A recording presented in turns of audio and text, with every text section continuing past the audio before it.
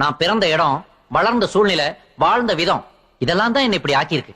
ஐயா, வெளிநாட்டுக்காரை நிலாவுல கால் வச்ச அதே நேரத்துல ஒரு ஆயா நிலாவுல கால் நீட்டி உட்கார்ந்து வடை சுட்டுக்கிட்டு இருக்குன்னு சொல்லி கொடுத்துதான் எங்களுக்கு சோறே ஊட்டினாங்க.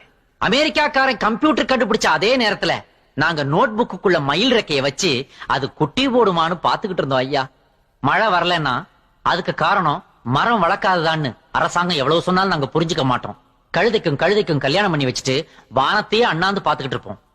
வானத்துல இருக்கிற நட்சத்திரங்களை கூட எண்ணிடலாம். ஆனா எங்க நாட்டுல உள்ள ஜாதிகளை எண்ணவே முடியாதியா.